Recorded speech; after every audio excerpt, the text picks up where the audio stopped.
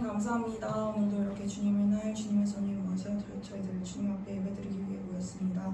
오늘 드리는 예배도 주님께서 기뻐 받으시길 원하고 이 시간 말씀 전하시는 김재길 목사님께 더욱더 능력의 힘 더하여 주셔서 듣는 저희들도 말씀 전하시는 목사님도 더욱더 은혜되는 시간이 될 수 있도록 주님께서 함께 해주세요. 또 수련회를 위해 기도하고 있습니다. 주님께서 이 수련회의 처음과 끝을 주장하여 주셔서 준비하는 청년들의 영과 육체 지지 않게 도와주시고 인솔하시는 목사님께도 더욱더 능력 더하여 주세요. 이 시간 마치는 시간까지 주님께서 함께 하실 것을 믿으며 예수 그리스도의 이름으로 기도드립니다. 아멘.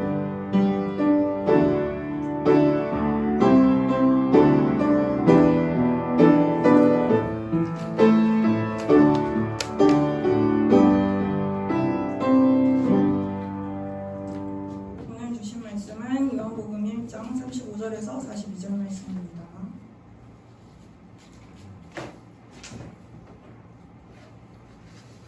제가 먼저 읽고 교독한 후 마지막 절 함께 읽도록 하겠습니다. 다 찾으셨죠?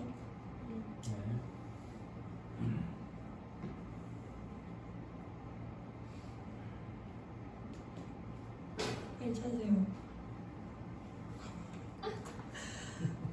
읽겠습니다. 또 이튿날 요한이 자기 제자 중 두 사람과 함께 섰다가 예수께서 거두심을 보고 말하되 보라 하나님의 어린 양이로다. 두 제자가 그의 말을 듣고 예수를 따르거늘 예수께서 돌이켜 그 따르는 것을 보시고 물어 이르시되 무엇을 구하느냐. 이르되 랍비여 어디 계시오니까 하니 랍비는 번역하면 선생이라. 예수께서 이르시되 와서 보라. 그러므로 그들이 가서 계신 데를 보고 그날 함께 거하니 때가 10시쯤 되었더라.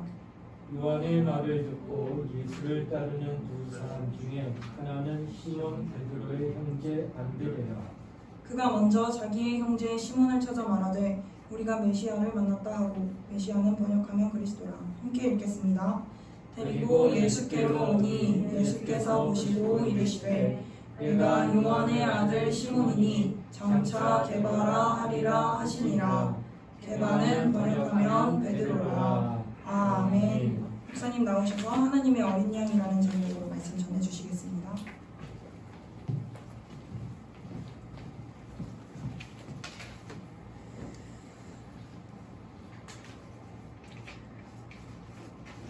하나님은 정직하신 분입니다. 그가 정직하시기 때문에 약속하신 것은 반드시 지키십니다.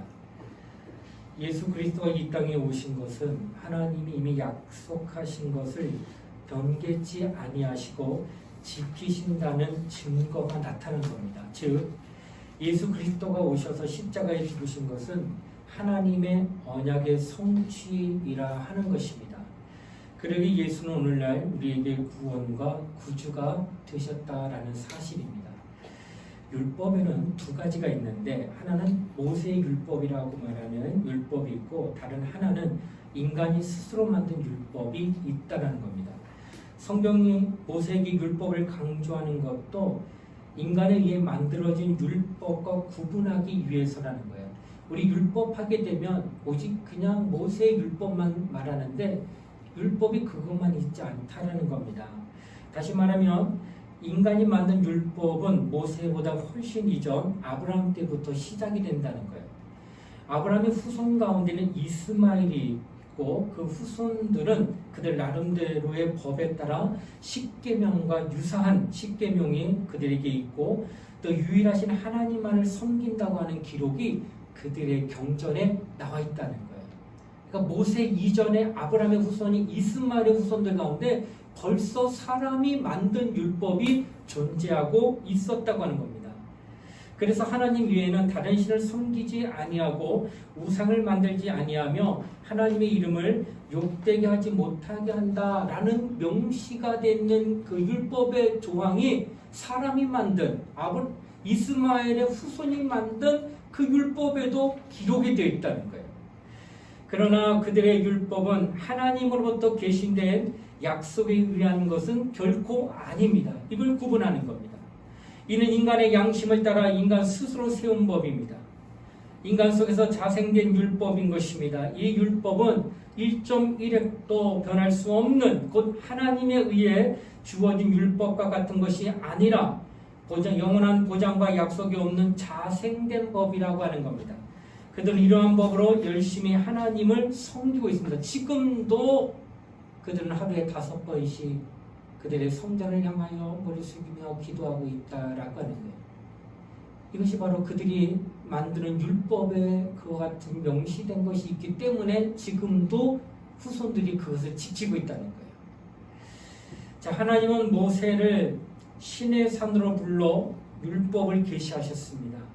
이것이 하나님의 입으로 계시된 율법이라는 거예요. 이거 구분하는 겁니다. 율법과 그 이전에 있었던 자생적 율법, 그 외적 모양은 상당히 비슷하다 할지라도 모세에게 주어진 율법만이 계시에 의해 주어진 것.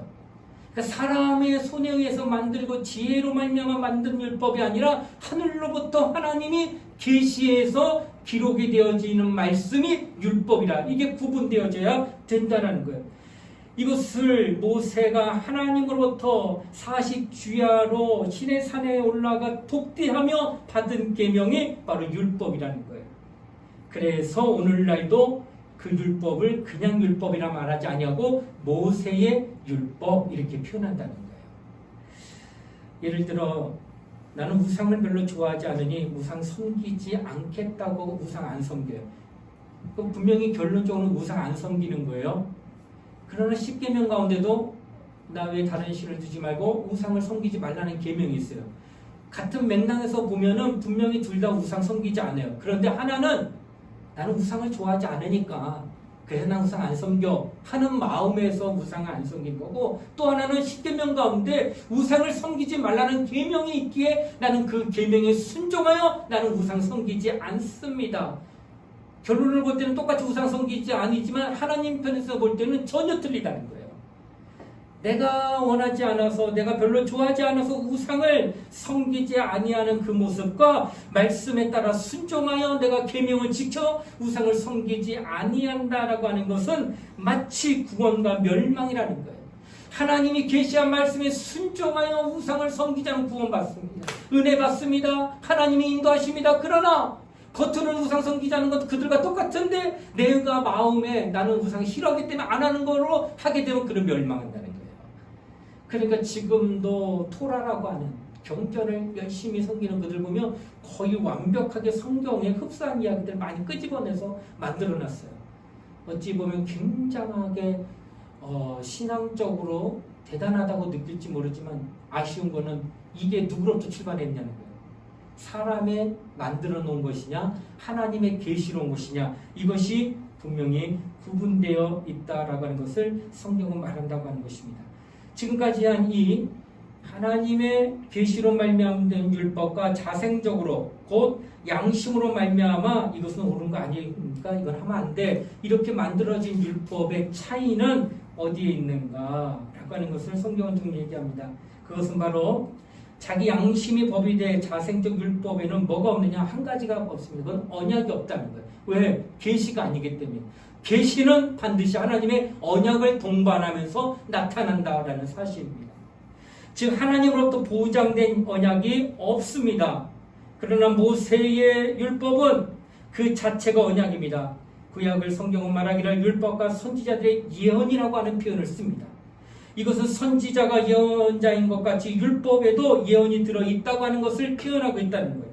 그래서 모세 율법에는 반드시 예언과 같은 언약, 이루어지는 약속. 여러분 약속 어떻게 해요? 과거를 약속하지 않아요. 좀 이따가 5시에 우리 저기서 만나.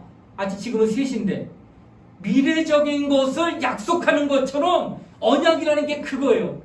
바로 하나님의 계시는 언약, 미래적인 약속을 가지고 이 땅에 우리에게 주신 것이다라고 하는 것을 성경은 말씀하고 있다라고 하는 그 언약이 뭐냐? 바로 하나님의 어린 양. 오늘 본문 말씀이 바로 그거예요.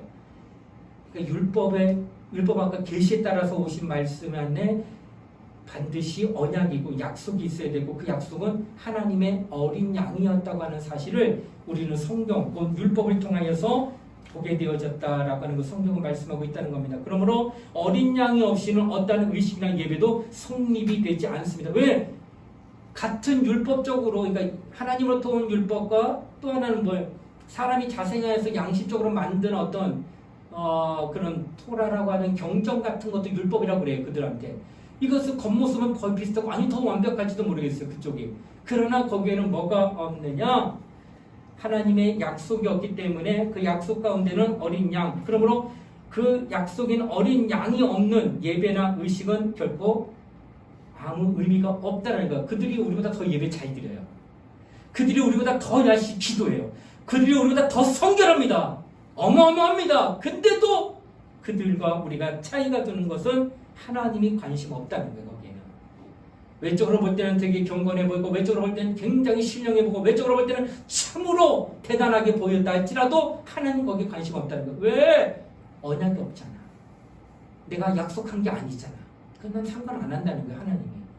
그러나 하나님은 모세를 통하여 주신 율법을 우리가 지킬 때는 언약과 약속이기 때문에 지대한 관심을 거기에 갖고 계시다고 하는 것을 성경은 지금 말씀하고 있다는 거예요. 그러므로 우리는 오직 어린 양이 있어야만 한다는 약속을 믿고 우리가 신앙생활을 하고 있다라는 겁니다. 그러면 어린 양, 뭘 얘기할까? 어린 양.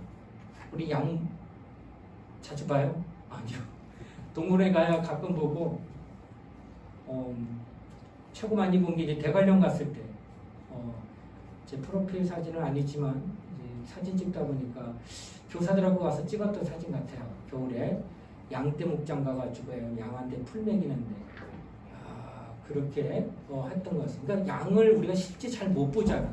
그래서 성경이 말하는 어린 양이라고 하는 표현은 과연 목축을 하지 아니하는 이상 어린 양에 대한 말씀하실 때 이게 우리 피부로 와닿느냐 참 쉽지 않다는 거예요. 그럼 오늘 본문은 그것을 어떻게 표현하는가를 좀 함께 보려고 하는 것입니다. 하나님은 아브라함이 100세 되었을 때 그에게 아들 이삭을 낳게 해주셨습니다. 도저히 아이를 바랄 수 없을 그때에 아들을 낳았으니 그 아들이 얼마나 사랑스럽겠는가. 여러분의 부모님들 여러분 바라볼 때 어떻게 바라보는 것 같아요? 눈에서 꿀 떨어지지 않아요? 나를 바라보는 저 눈빛, 정말 나를 얼마나 사랑하면 저렇게 날 쳐다볼 수 있을까 하는 눈빛 보여집니까? 나는 내 딸한테 그렇게 보내요. 내가 널 얼마나 사랑하는데. 눈을 안 마주쳐요. 징그럽다고. 그만큼 보여지는 거예요. 그게 내가 얼마나 너를 사랑하는데. 이렇게 자식을 사랑하는 마음이 눈에서 꿀 떨어지듯 보여지는데 그보다 더한 사랑은 손자를 향한 할아버지 할머니의 사랑이라는 거예요. 이거는 가슴이 설렌대요. 난 내 자식 보고 사랑스럽지만 두근반 세근반 막 가슴이 떨리고 이러진 않아요. 근데 할아버지 할머니는 손자 바라볼 때 그 마음이 든대요. 아브라함 나이가 몇 살이라고요? 몇 세에 얻었어요? 이삭을? 100세입니다. 할아버지예요? 아저씨예요? 할아버지 나이잖아. 아들인데 손자 같은 아들이잖아. 그러니 이 마음이 얼마나 그 차원에서 두근두근 막 마음이 막 걔만 바라보면 막 어떻게 할 줄 모르는 그런 막. 그래서 할아버지 할머니 밑에 자란 아이들은 뭐가 없어요? 버릇이 없어요. 엄마 아빠는 손 찍으면 말 안 듣는데 할아버지 할머니는 손 절대 안 됩니다. 오기와 금이보다 더 귀하기 때문에. 그렇게 사랑스러운 마음이 드는 게 손자 같은 자인데 아브라함 입장에서는 이삭이 그와 같다는 거예요. 그러니 얼마나 마음이 애정이 있겠느냐라고 하는 거예요. 여러분 이스마엘이 이삭보다 먼저 났어요. 그런데 아들이에요. 어쨌든 종을 통해서 났으니까 하갈을 통해. 그런데 아들을 어떻게 해요? 내어 쫓아요. 첫째 아들이긴 하지만. 그러니까 아들을 내어 쫓을 정도면 그 아비가 그 마음이 오죽할까 했는데 이삭은 절대 그런 말 한마디도 뻥끗할 수 없을 만큼 더욱 사랑하는 아들로 성경에 나온다는 거예요. 그런 아들이 바로 누구의 아들이냐? 아브라함의 아들이에요. 근데 어느 날 하나님이 아브라함에게 얘야 모리아 산에 얘 데리고 가 번제로 드려라. 아들이 하나 둘 셋 넷 5명이 중에 하나들이어도 막 이거 밤에 잠을 설칠 수밖에 없는 상황일 텐데 하나밖에 없는 독자를 갖다가 그것도 100세 얻은 손자 같은 아들을 갖다가 번제 직접 제사 드렸던 거예요. 아브라함이 어떻게 양 잡았어요? 옛날에 소 잡았어요? 염소 잡았어요? 그냥 잡는 게 아니에요. 본인이 칼을 들어야 돼요. 각을 떼야 돼요. 뭐예요? 가죽을 벗겨요. 각을 떼면 피를 내야 돼요. 이 모든 것을 이 아브라함이 다 했던 거예요. 근데 그와 똑같이 아들을 죽이라는 거예요. 그냥 죽이는 게 아니라 내 손으로 배를 가르고 내 손으로 가죽을 벗겨 내 손으로 다 태워 죽이라는 거예요. 이게 할 수 있는 일일까요? 아브라함이 그 말씀을 듣고 아내 사라한테 하나님이 나한테 그런 음성 들려줬어 라고 말 안 합니다. 돌만 딱 부르고 아침에 일찍 땔감 나무 떼서 그냥 가자. 3일 길을 걸어가요. 모리아산까지. 아브라함이 계시받은 그곳으로부터 올라갑니다. 근데 참 신기한 게 보통 이삭도 10대 근데 제사하는 걸 꾸준히 갔어요. 왜냐면 제사를 늘 드리니까. 근데 뭔가 하나가 부족해. 뭔가 부족할까? 산을 올라가는데 아빠 다 좋아. 땔감도 있고 준비 다 된 것 같아. 기름도 있고. 근데 재물이 없네. 근데 그렇게 물어보는 그 손자 같은 아들의 눈망울에서 질문을 하는데 아브라함이 쳐다보고 너야. 네가 재물이야. 라고 말할 수가 없는 거예요. 하나님이 예비하셨다. 가자. 아브라함은 알아요. 네가 재물이라는 거. 그래서 데리고 그냥 올라가는 거예요. 성경을 보니까 정말로 쇼가 아니었어요. 거기까지만 그냥 어떻게 어슬렁어서 데리고 가면 되겠지. 하나님 명령하시니까 순종 안 하면 안 되니까 하고 그냥 데리고만 가면 된다 해서 그렇게 간 게 아니라 실제적으로 단을 쌓고 드디어 이삭을 결박합니다. 100세의 아들을 낳았고요. 10대가 되면은 10대가 110살이 넘을 거 아니야. 아브라함이. 그 노인하고 이삭의 나이가 10대면 가장 왕성한 힘을 낼 때일 텐데 결박한다고 결박당할까 하는 생각이 들어요. 여러분 어때요? 결박? 내가 날 죽이려고 그러냐? 아빠 맞아? 하고 도망을 가든지 힘으로 밀쳐가지고 나 살겠다고 뛰쳐나갈 수밖에 없는 그 절박한 상황인데 결박을 하니까 결박을 당하더라는 거예요. 이삭도 보통 사람 아니에요. 아버지가 죽이는데 그냥 죽겠다고 가만히 있는 거예요. 드디어 당에 올리고 나서 마지막 이제 각을 떼려고 칼을 들고 찌르는 그 순간 이 명령을 하신 하나님이 가장 다급했어요. 성경에 이보다 더 다급한 적 없어요. 왜냐하면 한 번도 아브라함은 주의 명령에 불순종한 것이 없었다는 거예요. 모리아산까지 3일 동안 억지로 끌게 한 게 아니라 반드시 죽이겠다고 하는 의지가 그에게 불타고 있다는 걸 알기 때문에 아브라함아 하고 멈추게 한 거예요. 안 그랬다면 진짜 찔릴 사람이에요. 아브라함은. 하나님이 너무 다급해서 아브라함아 하고 강하게 불 부르면서 아이를 놓아라. 아이를 찌르지 마라. 이렇게 하니 아브라함이 칼을 중간에 멈췄어요. 하라면 하고 말라면 마는 거예요. 아브라함은. 그리고 나서 옆에 보니까 수풀에 어린 순양이 머리가 껴가지고 옴싹달싹 못하고 있는 게 보입니다. 이 양을 대신 제물로 드려라. 자, 그때 준비된 양. 이 양이 준비 안 되면 누가 죽어야 돼요? 이삭 죽어야 돼요. 왜? 하나님의 계명은 1.1에도 땅에 떨어지지 않는다고 그랬어요. 그대로 이루면 돼요. 그러니 죽어야 돼. 하나님이 말씀하시기 때문에. 그런데 양이 나타난 거예요. 양이 나타남으로 말미암아 누가 살아? 이삭이 살아났다는 거예요. 양이 나타나기 바로 전까지 아브라함 부를 때까지는 그 아비의 마음은 찢어질 듯하고 두렵고 어쨌든 이 일을 죽여야 되는 그 처참한 마음에 사로잡혀 있는 이 아브라함의 그 마음이 바로 율법으로 말씀을 지키는 자의 마음이라는 거야. 하나님의 말씀을 지키는데 그 말씀 지키지 않으면 저주가 되고 그 말씀 지키지 않으면은 큰 화를 당하기 때문에 두렵고 떨리는 마음으로 지키는 게 바로 율법이라는 거야. 복음은 뭐냐? 예비된 양. 줌으로 말미암아 마음이 어떤 게 찾아와요? 살았다. 내 아들아 이삭아 너는 이제 살았다 하시는 그 안독감, 그리고 찾아오는 평안함, 그리고 찾아오는 감사, 이게 다 복음이에요. 누구로 말미암아? 양 한 마리요. 여러분, 어린 양은 바로 이런 양이에요. 나 대신 죽어주는 양, 나 대신 형벌받아야 될 양, 나 대신 정말로 진노를 받아야 될 양. 이 양이 바로 하나님의 어린 양인 예수 그리스도라고 하는 것을 성경은 말씀하고 있다는 거예요. 이렇게 율법을 통하여 언약과 약속 따라온 게 어린 양이고, 그 어린 양은 바로 지금 누구를 예비하느냐? 하나님의 어린 양 예수 그리스도를 예표하면서 성경은 우리에게 말씀하고 있다라고 하는 것이에요. 그러므로 여러분과 나는 이 어린 양이 얼마나 우리에게 은혜를 나타내고 있다는 사실을 깨닫게 해주는 말씀이다라고 하는 것이에요. 자, 때가 찹니다. 그 이 사건 이후로 하나님은 아브라함과 약속과 그 약속을 기억하시고 이삭과 그의 아들 야곱의 12아들이 12지파가 되고 민족이 되는데 이스라엘이 됩니다. 그래서 이스라엘이 애굽에 내려갔을 때 불과 70명이 내려가는데 약 200만 명이 되는 거예요. 그래서 홍해를 탈출하기 위해서 출애굽을 하는데 마지막 재앙이 10가지 재앙 가운데 내 장자가 죽으리라.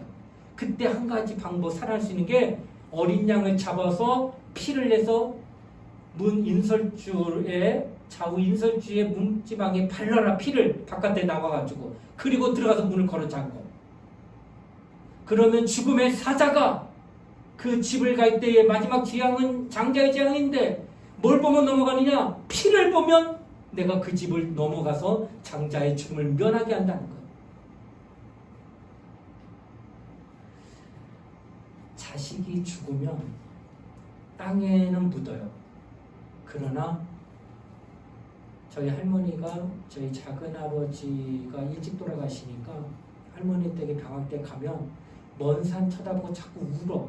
저는 그 어릴 때 왜 울었는지 몰랐는데 자식을 땅에 묻지 않고 가슴에 묻었다는 거예요. 그게 자꾸 생각나는 거예요, 자식이. 그러니까 먼 산 바라볼 때마다 그 자식 얼굴 보이니까 그냥 우는 거예요. 이걸 몇 년에 평생 죽을 때까지 기억하시더라고요. 자식은 그런 거예요. 장자가 죽었다고 하는 것은 일평생 그 그리움과 그 아픔과 그 슬픔을 짊어지고 가야 되는 거예요. 그런데 문지방의 좌우 인설주에 피를 바른 그 가지고 그 죽음이 넘어간다. 그래서 6월절이라는 건 넘을 월자. 뭘 넘어? 그 죽음의 사선을 넘어갔다는 거예요. 뭘로 말미암아? 어린 양의 피로 말미암아.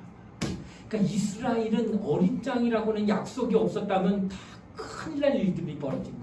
그래서 그 어린 양으로 말미암아 출애굽을 하면서 다 장자를 데리고 나갈 수 있었던 거예요.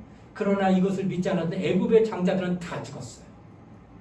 그러니까 애굽의 그 장자가 죽었을 때 그 마을, 그 도시 전체가 얼마나 큰 우울함과 그 얼마나 그 슬픔에 잠겼겠느냐는 거예요. 그 모든 것들이 원래 다 당해야 되는 거예요. 하나님이 장자가 다 죽으리라고 했기 때문에. 그러나 어린 양의 피를 바른 그 집은 살아난다 하는 약속을 주셨기 때문에 그것을 믿는 그 가정은 장자를 잃지 않았다고 하는 것을 성경은 지금 말씀하고 있다라고 하는 것입니다. 바로 이처럼 장자가 끊기는 것은 천대가 존속되지 않은 큰 저주요, 그 가정에 정말 짊어지기 힘든 괴로움과 슬픔과 아픔이지만 어린 양으로 말미암아 그 모든 것들을 다 넘어갔다고 하는 것을 성경은 말씀하고 있다고 하는 것입니다. 그러므로 예수께서는 우리에게도 이와 같은 말을 하는 거예요. 뿐만 아니라 이들이 이스라엘에서 그 애굽에서 탈출했어요. 그 장자를 살려가지고 데리고 광야 생활할 때에 여전히 죄를 지가 속망을 짓고 어린 양을 또 잡아요. 잡는데 지금처럼 피를 흘려 각을 떠가지고 죄를 사하는데 또 하나 죄를 사하는 거는 광야. 왜냐면 이제 광야에 있었으니까 광야에 아사셀이라고 하는 괴물이 있다. 그런데 어린 양에게 안수를 해요. 머리에 그러니까 양의 머리에 안수하되 정가시킵니다. 무엇을? 백성들의 죄를 안수하면서 백성들의 모든 죄를 내게 정가한다 하면 그 죄가 이한테 다 가는 거예요. 양한테. 그럼 양을 데리고 어디로 가? 광야에 먼지바람 나는 데로 갖고 가요. 몇 사람이 데리고 거기서 풀어놔. 그리고 돌아와. 본인들만 양은 그대로 놔두고. 그런데 신기하게 이틀 지나고 가면은 보통 사체가 남는데 짐승을 잡아먹었던 뭐 하면 반드시 뼈가 남든지 사체가 남아야 되는데 아무것도 없다는 거예요. 아사셀의 괴물에게 잡혀먹어서 아무것도 안 남았다고 그들은 생각하고 있어요. 이걸 뭘 얘기할까요? 우리의 죄를 정가시키면 돌아오지 않는다는 거예요. 이 말은 뭐예요? 하나님이 기억하지 않는 거예요. 예수의 이름으로 내 죄를 용서해달라고 주의 보혈을 의지하며 회개하고 하나님 앞에 나가면 하나님이 그걸 받으시고 영원히 기억하지 않기 때문에 그 죄는 내게 다시 돌아오지 아니한다고 하는 것을 얘기했다는 거예요. 이 어린 양이 그런 은혜를 베풀었다는 겁니다. 그러므로 내가 죄 지을 수 있어 연약하기 때문에 그러나 나는 회개합니다. 목사인 나도 거룩하려 노력하지만 순간순간 잘못된 생각, 악한 생각합니다. 그때 주여 주의 보혈을 믿습니다. 나를 용서하여 주세요 라고 기도하면 내 마음에 자유가 와요. 왜? 일단 떠나간 거거든요. 양에게 전가시켜서. 그리고 돌아오지 않습니다. 그래서 죄의식이 사라지는 거예요. 정죄함이 사라지는 거예요. 죄의식과 정죄함이 누르면 그 사람에게는 낯빛이 어두워지고 기쁨이 없고 두려움과 근심과 걱정이 휩싸이게 될 수밖에 없다는 거예요. 신앙생활하면서 이렇게 신앙생활들 많아요. 교회는 나오는데 기쁨 없이 그냥 나와요. 어쩔 수 없이. 어찌요 하나님이 그것을 보고자 하여 너를 구원하여 하나님의 백성 삼고 하나님의 자녀 삼았겠느냐는 거예요. 그건 아니란 말이에요. 그런데 그렇게 하고 있어요. 왜? 죄의식에 눌려서 그래요. 억압되어서 그래요. 이는 뭐예요? 바로 어린 양을 의지하지 못하기 때문에 그래요. 어린 양에게 나의 모든 죄를 전가시키지 못했기 때문에 믿지 않았을 뿐만 아니라 그것을 하지 않았기 때문에 회개하지 않았기 때문에 그런 거예요. 그러나 진리를 알지니 진리가 너희를 자유케 하리라 하신 것 같이 내가 이 사실을 알고 그 믿음을 가지고 회개하고 하나님 앞에 나가게 되면 그는 참 자유한다는 거예요. 이런 은혜를 어린 양을 통하여서 우리에게 베풀어 주셨다고 성경은 말씀하고 있다라고 하는 거예요. 베드로전서 1장 18절 20절에 얘기합니다. 너희가 알거니와 너희 조상의 유전한 망령된 행실에서 구속된 것은 은이나 금이나 금같이 없어질 것으로 한 것이 아니요 오직 흠없고 점없는 어린 양 같은 그리스도의 보배로운 피로 한 것이니라. 그는 창세전부터 미리 알리신 바 된 자나 이 말세에 너희를 위하여 나타내신 바 되었으니. 어린 양, 보배로운 피, 창세전에 예비했던 그 양이 바로 예수 그리스도라고 성경은 지금 우리에게 말씀하고 있다가 하는 것입니다. 그러므로 우리는 이제 모세의 율법, 계시된 율법에 약속된 하나님의 어린 양, 마침내 그 양이 구약의 이스라엘 백성들에게 문설주에 받았던 그 양으로도 나타나고 아세살 양처럼 나타나서 그 괴물에게 감으로 말미암아 다시금은 돌아오지 아니하고 은혜 베풀어 주시고 마침내 2000년 전에 예수가 직접 오셔서 피와 물을 쏟으시며 우리 인류를 위하여 대속의 은혜를 베푸셔서 우리가 살아나는 그런 역사를 나타냈다고 성경은 얘기하고 있다는 거예요. 그러므로 우리는 이제 예수께서 하신 말씀을 이제 귀 기울여 드립니다. 너희는 내 살을 받아 먹어라. 너희는 내 피를 받아 마셔라. 예수의 피를 먹으로 말미암아 내 죄가 속게 되고 예수의 살을 먹으로 말미암아 내 마음의 영생에 대한 소망과 그 영생을 얻게 되는 은혜를 너희가 이제 힘입어라 하는 거예요.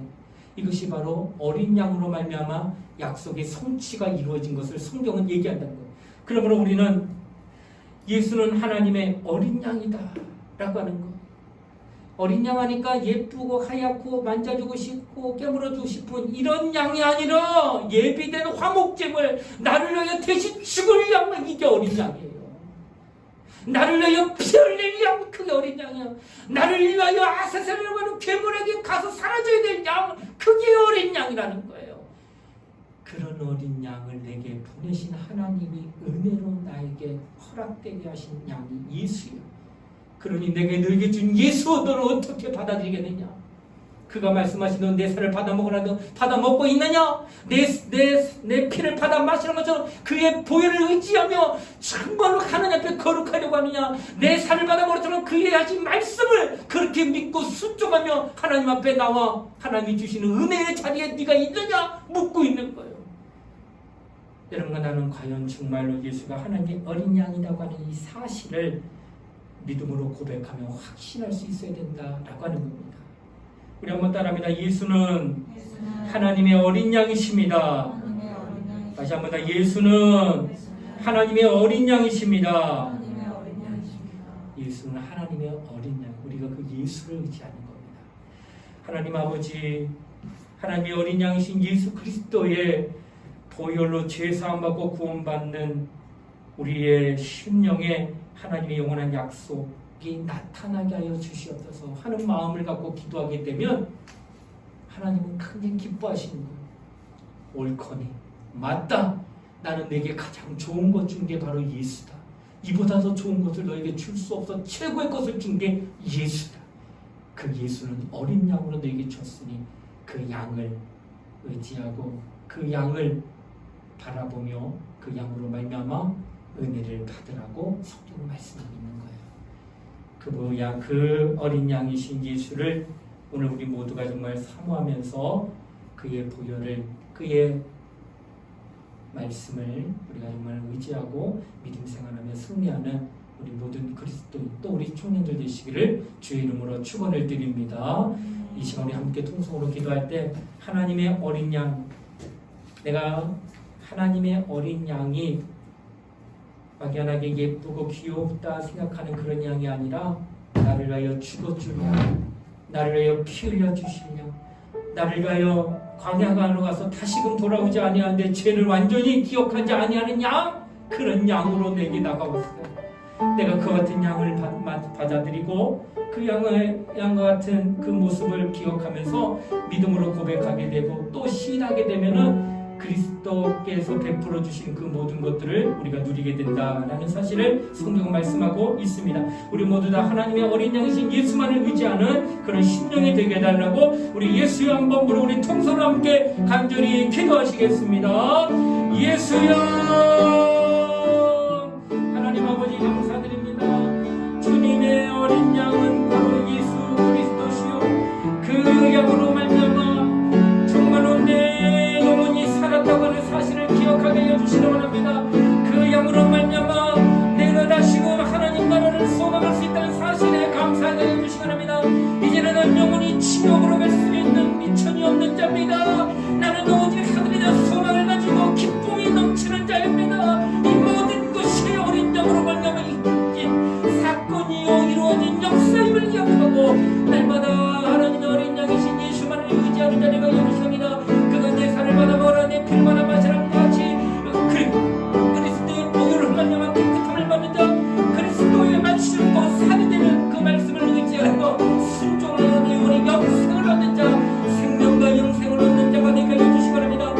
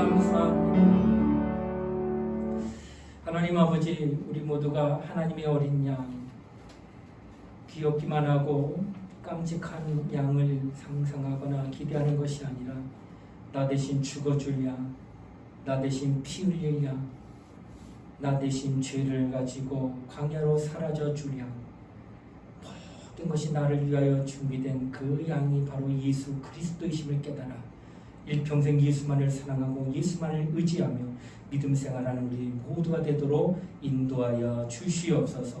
감사를 드리며 거룩하신 예수님 이름 받들어 기도드리옵나이다. 아멘.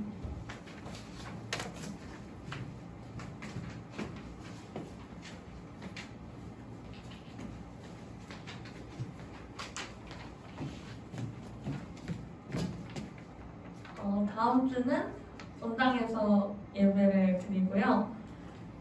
저희 청년부 여름수련회를 위해서 매주 1시에 기도회를 하고 있는데 많은 참석 부탁드리고요. 이번 예배 후에는 임원단 모임 있고요. 저희 5층 회의실을 청년부 쉼터로 사용하기로 했다고 합니다. 다 함께 수고해서 꾸밀 수 있도록 적극적으로 참여 부탁드립니다. 함께 하지 않으시고 쉼터 사용하시는 분은 없길 소망하고요. 자세한 사항은 오늘 임원회의 후에 단톡방에 전달한다고 하니 꼼꼼히 읽어주시길 바랍니다. 이상입니다.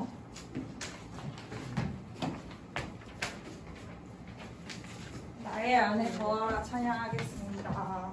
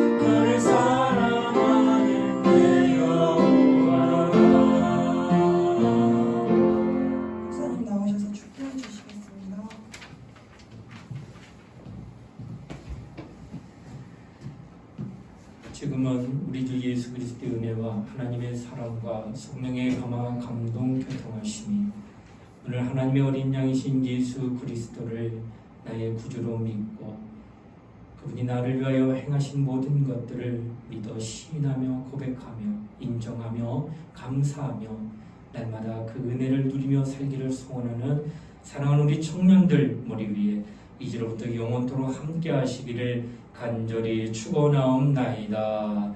아멘.